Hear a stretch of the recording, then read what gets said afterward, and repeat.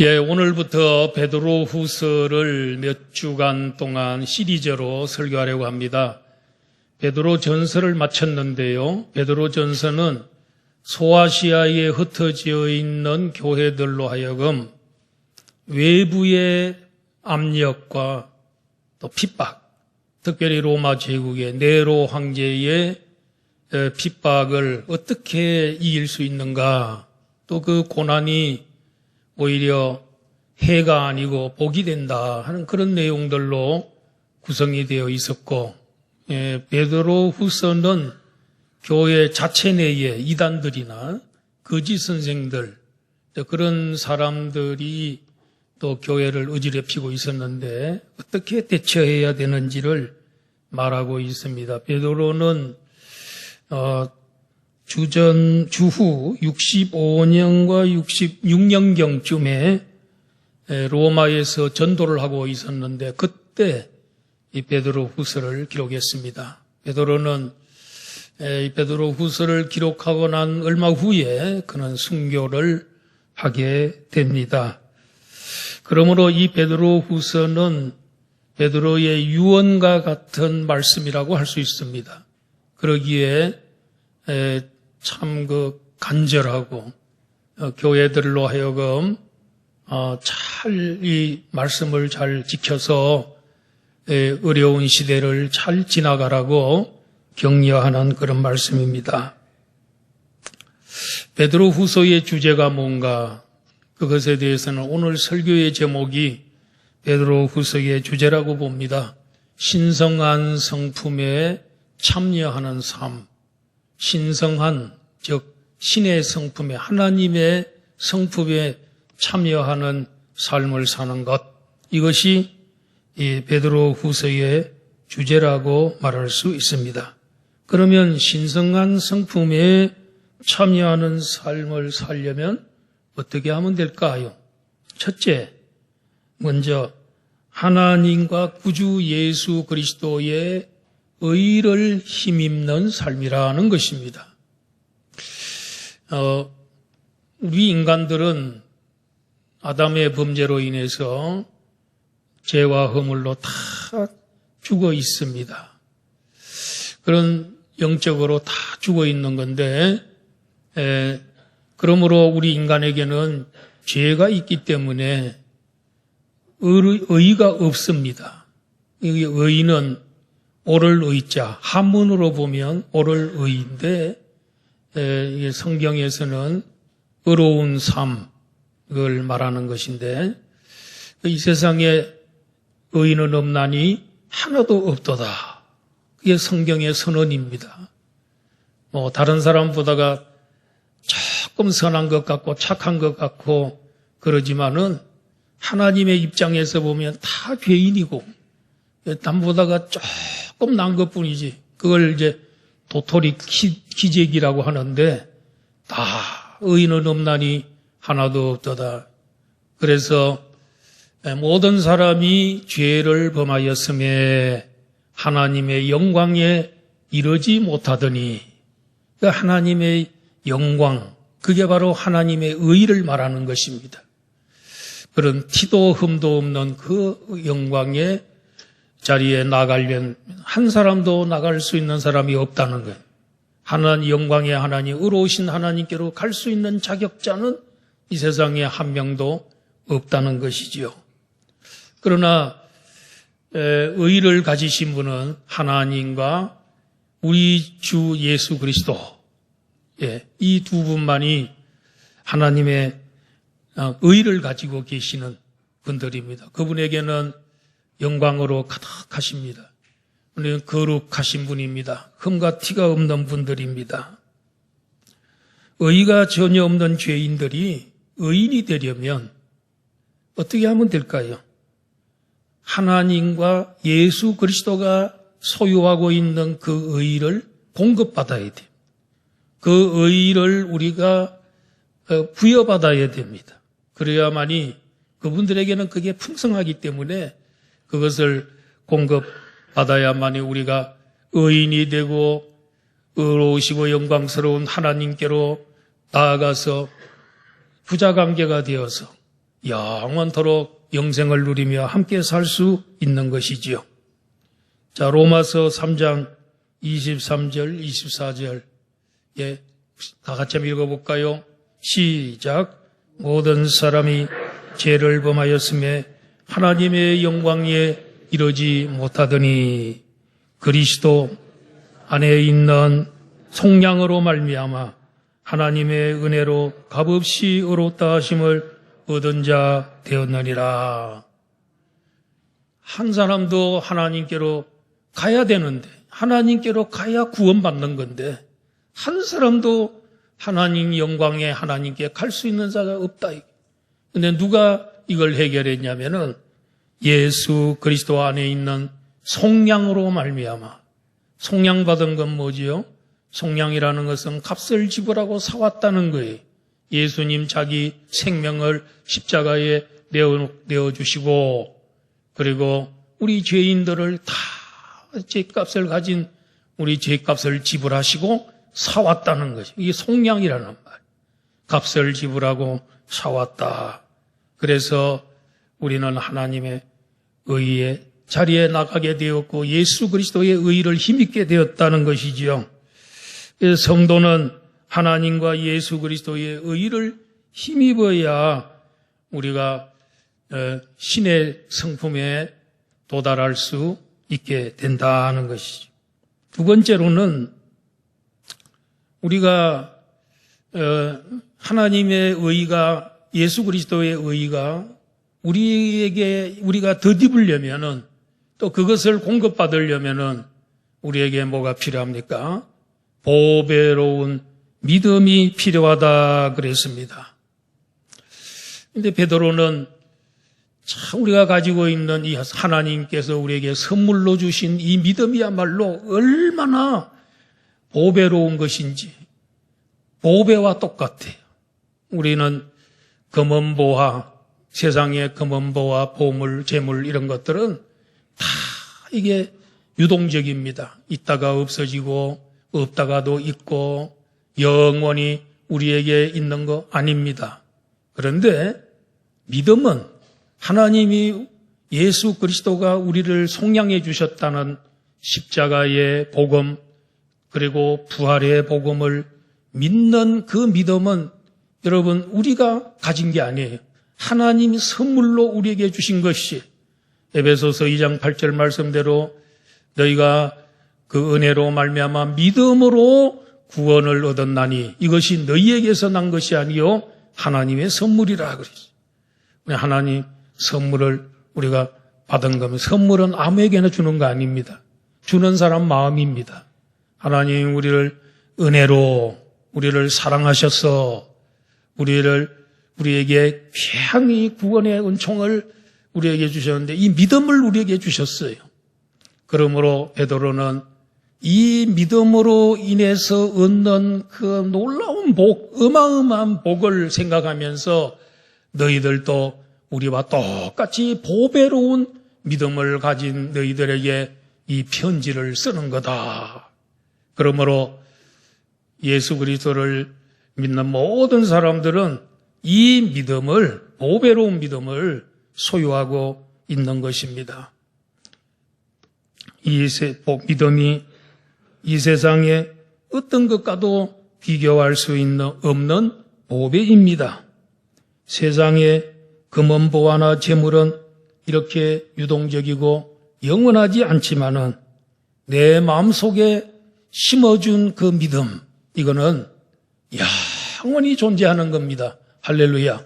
우리가 천국 가서도 그 믿음으로 영원히 사는 것입니다. 그런데 또 감사한 것은 우리가 예수님 처음 믿을 때 보배 되시는 예수 그리스도를 우리 마음에 하나님이 담아주셨습니다. 그래서 예수 안에서 영원히 사는 것입니다. 그래서 우리가 원래는 이 질그릇 같은 존재지요. 질그릇은 그렇게 귀한 그릇이 아닙니다. 천한 겁니다. 싼 겁니다. 그런데 질그릇 같은 우리에게 어떻게 이 보배단지가 됐습니까? 보배를 담았기 때문에 보배단지가 된 것입니다. 누가 보배입니까? 예수 그리스도가 보배입니다. 그래서 여러분 고린도후서 4장 7절 8절 자 여기 보면 제가 읽어보겠습니다. 우리가 이 보배를 질그릇에 가졌으니 이는 심히 큰 능력은 하나님께 있고 우리에게 있지 아니함을 알게 하려 함이라. 우리가 사방으로 우겨쌈을 당하여도 우리가 이 세상에 살면서도 성도들도 환난받고 핍박받고 어려운 일 당할 때가 많잖아요. 위협을 당할 때도 있잖아요. 우겨쌈을 당해도 쌓이지 아니하고 하나님이 왜 우리가 보배를 담은 보배단지가 된 거니까 질그릇인데 쓸모없는 질그릇인데 하찮은 질그릇인데 보배 되시는 예수님 담고 사니까 보배단지가 된 거예요. 보배단지 참 아끼죠. 집에 보배를 어디에 좀 간직했다면 늘 거기에 신경 쓰고 그것이 있는지 없는지 또 확인해보고 그러지 않습니까? 하나님도 예수님을 담고 있는 우리들을 늘 확인하시고 그리고 우리를 살펴보시고 보호해 주시고 늘 지켜주신다는 거예요. 그래서 답답한 일 당하여도 낙심하지 않게 해주시고 박해를 받아도 버림받지 않게 해주시고 거꾸로 떨림을 당하여도 망하지 않게 하시는 줄로 믿습니다. 우리 귀한 존재입니다. 보배 되시는 천하의 최고의 보배 예수 그리스도 그분을 우리가 담고 살고 또 그분을 담는데 믿음을 주셨는데 그 믿음이 보배로운 믿음이라는 것이지요. 이렇게 이 보배로운 믿음을 통해서 오늘 우리들은 이제 예수 그리스도를 그 마음속에 영접하고 구원받게 된 줄로 믿습니다. 의인이 된 줄로 믿습니다. 세 번째로는 하나님이 신기한 능력으로 생명과 경건에 속한 모든 것을 우리에게 주셨다고 했습니다. 신기한 능력으로 생명과 경건에 속한 모든 것을 우리에게 주셨습니다. 신기한 능력이라는 것은 하나님의 능력입니다. 하나님의 능력은 여러분 천지를 창조하신 능력입니다. 천지가 얼마나 큽니까? 과학 만능 시대 살아가는 이때에도 과학자들이 포기했습니다. 이 우주가 얼마나 큰지 또 이 우주 밖에 또 뭐가 있는 것 같아 그래. 과학자들 말도 이제는 못 믿게 생겼어요. 늘 바뀌어요. 요새는 나오는 말들은 뭐가 끌어당기다 있죠. 만유인력의 법칙이라고. 모든 물건들은 끌어당긴다 그러는데 끌어당기지 않는다는 거 이제는 또. 그게 어떻게 과학자들의 말을 과학이 너무 발달하다 보니까 옛날의 가설들이 다 무너져. 물론 이제 그거는 일부의 주장이기 때문에 아직까지는 또 만유인력의 법칙이 존재한다고 봐야 되겠죠. 이렇게 하나님의 능력은 천지를 창조하신 능력이고 예수 그리스도를 죽은 자 가운데서 살리신 능력이고 지금도 성도를 보호해 주시고 변화시키시는 능력인 줄 믿습니다. 이 능력으로 우리에게 생명을 주시다.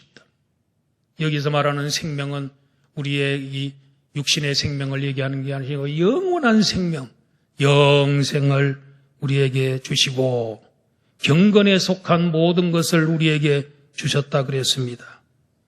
자, 요한복음 10장 10절 우리에게 영원한 생명, 영생을 누가 주셨습니까? 그리고 우리의 생명을 영원토록 풍성하게 하시는 분은 누굽니까?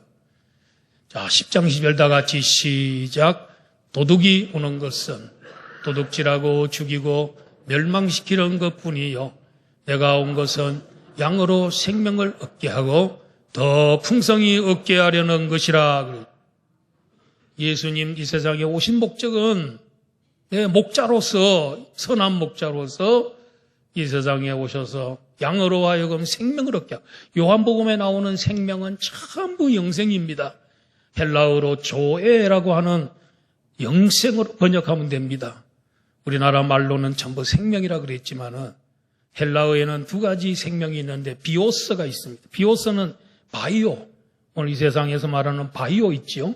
그거는 육체의 생명. 그리고 조에는 영생을 말하는, 요한복음의 생명은 전부 조에로 바꿔야 돼요. 영생으로 바꿔야 됩니다.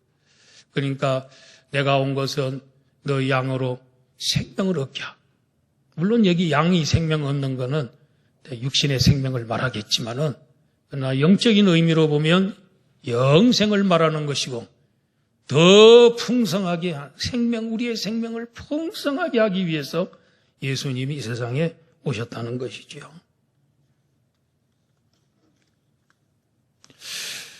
그리고 경건에 속한 모든 것을 우리에게 주셨다. 우리가 경건이라는 말은 깊은 신앙을 말하는, 깊은 신앙생활을 하도록 하기 위해서 하나님께서 우리에게 모든 것을 주셨다는 거예요. 뭘 주셨을까요? 말씀을 주셨죠.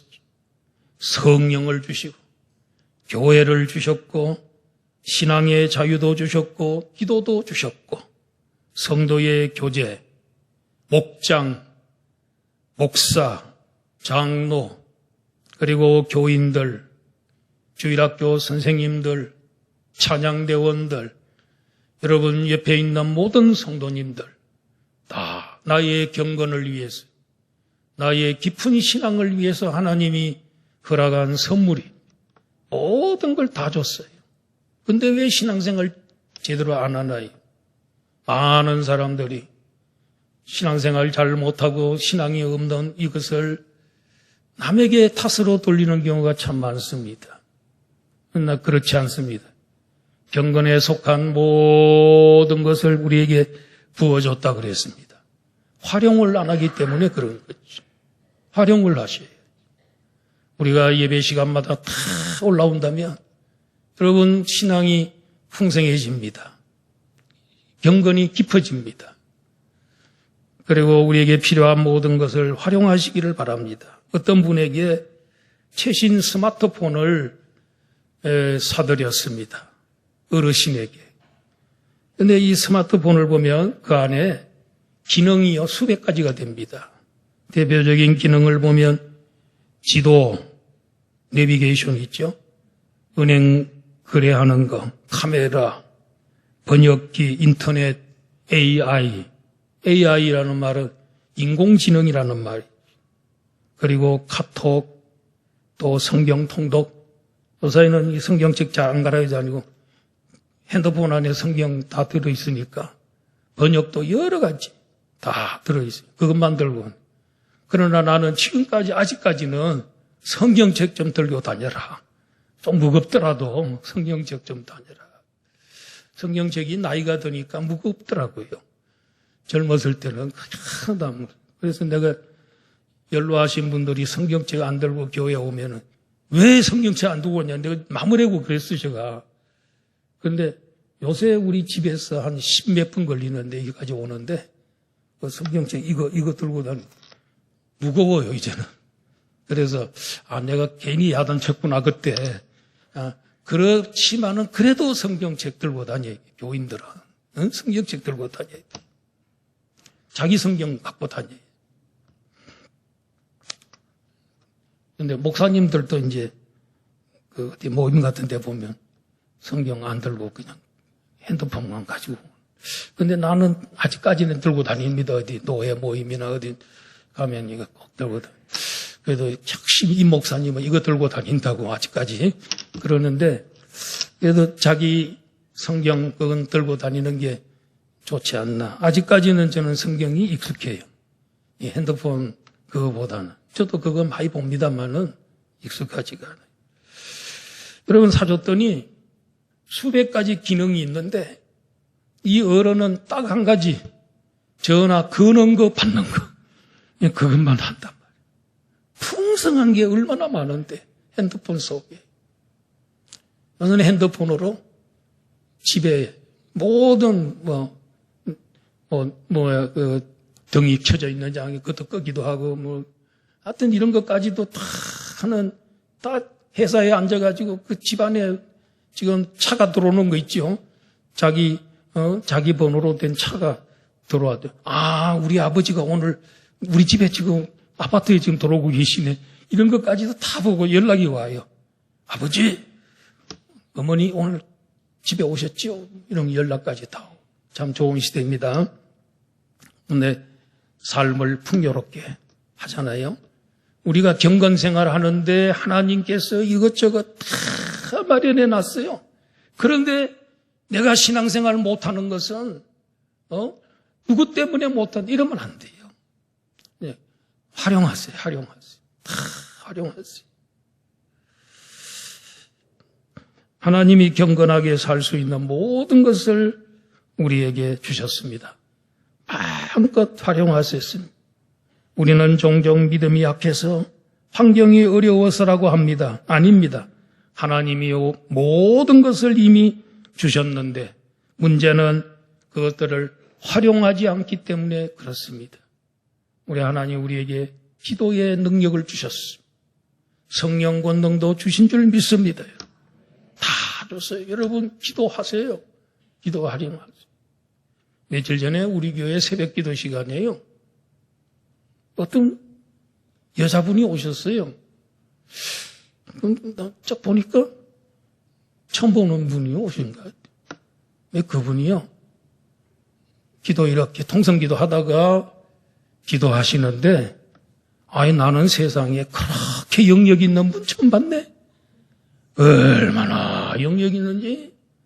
여자분이 기도를 하는데 남자 목소리요. 교회가 막 떠나가는 것 같아요. 막 쩌렁쩌렁해요. 그런데 막 영역이 있어. 그래. 그런데 그분이 기도하는데 내가 손을 잡고 있는 나에게 막 능력이 온 거야. 그날 능력이 와가지고 저분이 누군가. 나중에 기도 길게 하시다가 가셨는데 보니까 온숙자 권사님 여동생인데 전도사님이래. 다른 교회에서 전도사님이래. 나는 저 남자 누군가. 눈 뜨고 보려고 그래도 안 봤는데 근데 나중에 알고 보니까 온숙자 권사님 여동생 전도사님인데 기도를 하는데 그분이 기도하는데 왜 나한테 능력이 와? 정말 세다. 저런 거구나. 그런 걸 느꼈어요. 그분을 경건의 능력을 주려고 하나님께서 보내주신 것 같습니다. 오늘 오실 줄 알았더니 안 왔네. 네. 자, 그 다음에 네 번째로는요. 성도는 신성한 성품에 참여하는 자가 되어야 합니다. 이 부분이 베드로 후서의 중심입니다.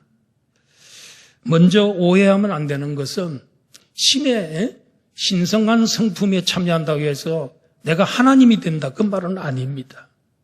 하나님의 성품, 하나님의 성품, 그것에 내가 참여하고 그분 성품을 담는다는 말이지, 내가 하나님 된다는 말은 아닙니다. 칼빈은 말하기를 하나님의 본질에 참여하는 것이 아니라 하나님의 거룩하심을 닮아가는 것이다. 라고 존 칼빈은 우리 장로교를 만든 분이죠. 존 칼빈이 그렇게 말했습니다. 하나님의 부름을 받아 세상에서 나오고 죄와 저주와 사망에서 나온 성도들은 하나님을 닮고 예수 그리스도를 닮은 자로 살아가야 하는 것입니다. 하나님이 아담과 하와를 만드실 때 하나님의 형상을 따라 만들었습니다. 그래서 우리 신학자들이 하나님의 형상이 도대체 뭔가? 그 하나님의 모양이 도대체 뭔가? 하나님의 모양을 이렇게 정리를 했습니다. 조직 신학자들이 하나님의 지혜, 지식, 선, 사랑, 거룩함, 의, 진리, 주권 이런 것들을 우리 인간이 하나님을 닮았다는 거예요. 이건 동물들에게는 없어요. 이 세상에 다른 인간 외에 그 누구도 여러분 이런 거 담습니까? 지식, 지혜, 선, 사랑, 거룩함, 의, 진리, 주권 이런 건 못 닮아요. 우리 인간들만 닮은 거예요. 그런데 선악과를 따먹음으로 인해서 이 모든 것들이 다 파괴가 됐어요. 다 그냥 흔적만 남았어요. 다 파괴가 되고 말았어요. 그런데 2000년 전에 하나님께서 제2의 아담이신 예수 그리스도를 이 세상에 보내주심으로써 그분이 순종하시고 십자가에 우리를 위해서 대신 죽어주고 부활하심으로 말미암아 우리가 구원을 받게 됐고 하나님의 형상이 회복이 되기 시작했습니다. 특별히 우리 하나님을 믿는 우리 성도들은 하나님의 형상을 닮아가는 삶을 살고 됐어요. 완벽한 건 아니에요. 이 세상에 사는 동안에 거룩해 성화의 길을 걷다가 마지막 죽는 날에 그 시간에 영화의 자리로 들어가게 되는 것입니다. 이렇게 예수 그리스도의 십자가와 부활로 인해서 구원 문제 해결되고 하나님의 형상도 회복되었습니다. 지금 회복되어 가고 있습니다. 그런데 그것을 우리는 세상을 보는 관점이 좀 달라야 됩니다. 아까 우리 유치부에 그 선전 광고를 보니까 굉장히 차원이 높더라고요. 공산주의와 물질주의 이런 것들을 우리는 배격해야 된다. 우리는 성경 말씀으로 우리 정체성을 가지고 우리 살아야 된다. 맞는 말입니다. 비록 어린아이들이지, 유치부 아이들이지만은 어릴 때부터 정체성을 가지고 우리 하나님의 백성이고 하나님 나라 백성. 하나님 나라 백성은 생각하는 것도 다르고 보는 것도 다르고 해석도 달라요. 우리는 하나님의 시각으로 세상을 보는 겁니다. 세상을 하나님의 시각, 물질을 하나님의 시각으로 해석하는 것. 이 세상의 정치 형태, 사상 이런 것들을 하나님의 관점, 말씀의 관점으로 우리는 해석하는 겁니다. 세상 사람들이 다 따라가도 절대로 안 따라갑니다. 우리 하나님이 말씀이 뭐라고 얘기하는가. 그것을 우리가 따르는 것이지요. 자, 그래서 이사야 55장 8절 9절 보십시다. 시작. 이는 내 생각이 너희의 생각과 다르며 내 길은 너희의 길과 다름이니라. 이는 하늘이 땅보다 시작. 이는 하늘이 땅보다 높음같이 내 길은 너희의 길보다 높으며 내 생각은 너희의 생각보다 높으니. 하나님이 내 생각은 너희 생각하고 다르다. 내 길은 너희의 길보다 높단 말이에요. 비교를 할 수 없는 길이다. 우리를 하나님이 길로 인도하실 때에 우리 세상 사람들이 가는 길로 그 길로만 인도하는 게 아니고 어떤 때는 고난의 길로 가는 것 같고 실패의 길 같고 어려운 길 가는 것 같은데도 나중에 보면 성공이고 광야의 길을 걸어가게 할 때도 있고 우리 생각하고 하나님 생각이 다르고 하나님의 운영 방법이 다르다는. 그래서 우리는 항상 성경을 읽는 것은 하나님의 뜻이 뭔지를 우리는 알기 위해서 성경 읽는 겁니다. 내 생각이 하나님의 생각으로 바꾸기 위해서 내 생각을 전부 하나님의 생각, 하나님의 생각과 시야로 바꾸기 위해서 성경을 읽는 것입니다. 성도는 그러므로 신성한 성품에 참여하는 자가 되어야 될 줄로 믿습니다. 다섯 번째로는 신성한 성품에 참여하는 8단계입니다. 자, 처음에는 믿음입니다. 믿음은 믿음 위에 뭐가 들어갑니다? 덕이 쌓여져요. 그러니까 우리 신성한 성품에 참여하려면은 8층 건물을 8층 석탑이라고 그래요. 8층 건물을 지어야 되는데 1층은 믿음의 층입니다. 믿음은 하나님 말씀을 신뢰하는 것입니다. 환경보다 하나님 말씀을 믿는 것입니다. 믿음은 예수 그리스도에게 내 삶을 온전히 맡기는 것입니다. 교회 다니는 게 믿음이 아니고 예배 출석한다고 믿음이 아니고 하나님을 신뢰하고 하나님과 예수 그리스도를 전적으로 신뢰하고 그분의 말씀을 100% 믿고 그리고 내 생애를 내 삶을 그분에게 맡기는 것. 이 믿음인 줄로 믿습니다. 예, 이런 믿음. 그 다음에 그 믿음, 그런 믿음 위에 덕을 쌓아라는 것입니다. 덕이라는 말은 우리 동양에서도 덕이라는 말을 많이 사용합니다. 덕이 뭐냐면 헬라어의 원뜻은 탁월함, 뛰어남, 고귀함, 훌륭함. 여러분 믿음 있는 사람은 고귀하고 훌륭하고 탁월하고 존경받고 그런 사람이 돼야 된다는 거죠. 즉 다른 말로 하면 예수님의 성품을 닮아가는 삶이라고 할 수 있습니다. 예수님의 탁월한 인격을 닮아가는 것입니다. 단순히 착한 사람이 되는 게 아니고 예수님의 겸손, 온유, 거룩, 순종, 희생, 진실함, 공의를 담는 것입니다. 예배를 자주 드리고 이렇게 오래 예배를 드리고 수십 년 예수 믿은데도 성품이 변하지 않아요. 그러면 베드로가 말하는 그 덕이 없는 것이 부족한 것입니다. 참신앙은 인격을 변화시키십니다. 여러분 조각가가 세계적인 조각가가 그 걸작품을 만드는 것 보면 시간이 많이 걸립니다. 돌을 오랫도록 오랜 세월 동안 깎아냅니다. 그래서 세계적인 걸작품이 나오는 것입니다. 성령께서도 우리의 성품을 평생 깎아냅니다. 그래서 마지막에 덕망 있는 사람으로 만들어가고 계십니다. 오늘도 우리를 지금 조각하고 계시는 것입니다. 스페인 바르셀로나의 인류 역사에서 아마 최고 그 멋있고 아름다운 성당이 있지 않습니까? 사그라다 파밀리아라고 하는 성예수 가족 교회란 뜻이랍니다. 이 교회를 지금 몇 년 짓고 있습니까? 누가 설계했습니까? 누가 설계했지요?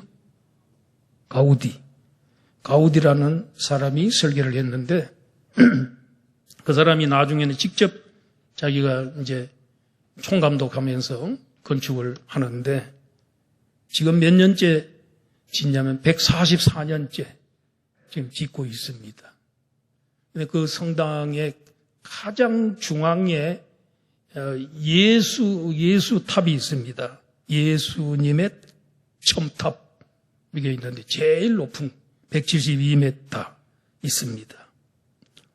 근데 이게 144년 동안 했는데 왜 올해가 144년째 지금 짓고 있는데 올해가 가우디가 죽은 집 서거 100주년 기념하면서 서거 100주년 해에 완공한다 하고 지었는데 중앙 첨탑 예수님 탑은 올해 완공이 됐어요.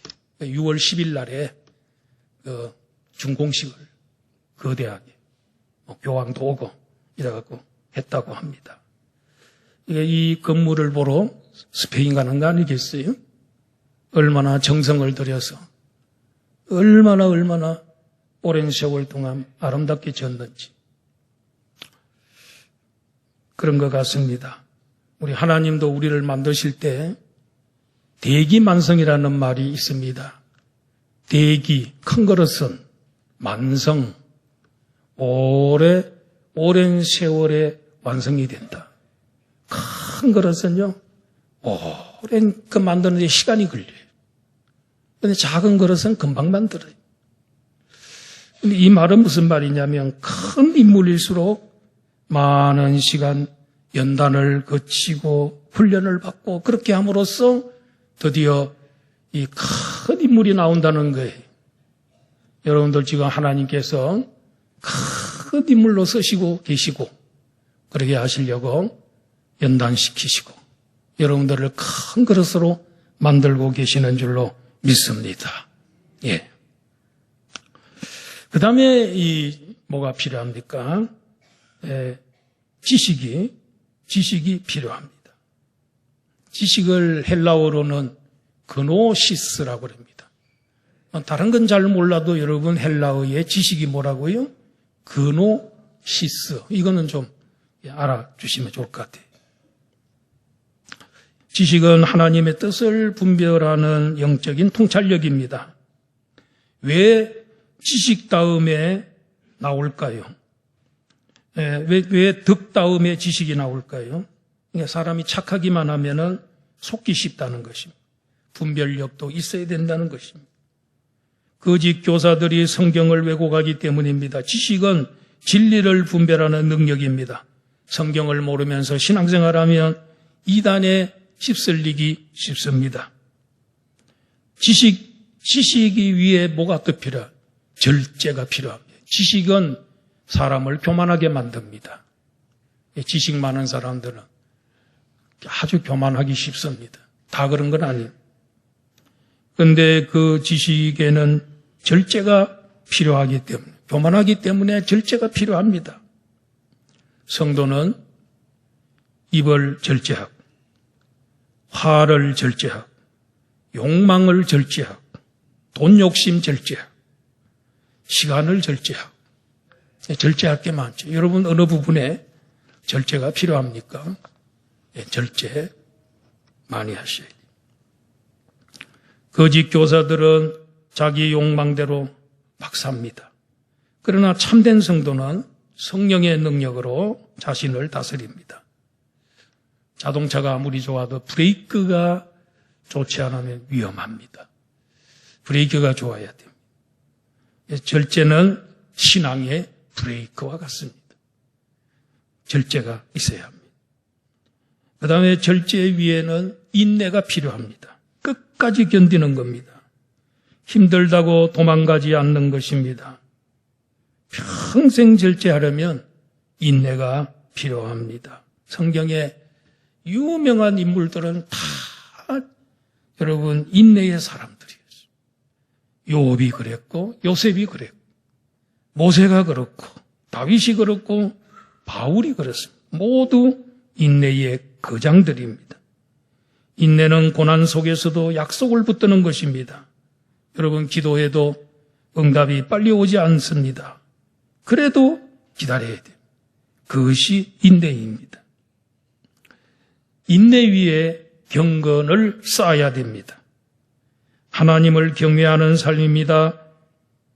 예배당에서만이 아니고 우리 생활 전체가 하나님 앞에서 이루어지는 삶이 되어야 돼요. 그게 경건입니다. 경건은 종교 생활이 아니고 삶 전체가 하나님의 중심이 되는 것입니다.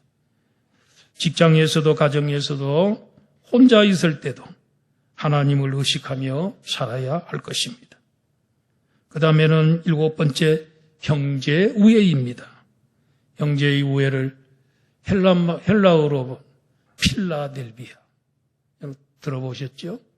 미국에 필라델비아라는 도시가 있습니다. 성경에 보면 빌라델비아가 나옵니다. 이게 뭐냐면 형제 사랑. 그래서 형제끼리 서로 사랑하는 겁니다. 교회는 가정이고 교인들은 가족입니다. 가족은 서로 용납하고 격려하며 보호합니다. 비판보다 격려를 많이 하는 교회가 아주 아름다운 교회고 따뜻한 그런 교회입니다. 형제 사랑이 잘 이루어졌습니다. 이제 마지막으로 8층으로 올라가. 사랑입니다. 여기에 헬라어로 아가페입니다. 아가페의 사랑은 무조건적 사랑, 희생적 사랑, 이타적 사랑입니다. 베드로는 마지막을 사랑으로 마감합니다. 왜냐하면 모든 덕목의 완성이 아가페이기 때문에 그렇습니다. 사랑은 감정이 아닙니다. 희생입니다. 용서입니다. 섬김입니다. 예수님의 십자가가 아가페의 사랑의 완성인 것입니다. 이렇게 형제가 우애하고 교회 안에 교회 안의 사랑이라면 아가페 사랑은 외부에 있는 이방인들, 믿지 않는 사람, 심지어는 원수까지 사랑하는 그게 아가페 사랑입니다. 믿음은 출발입니다. 사랑은 모든 덕목을 완성하는 최고의 열매입니다.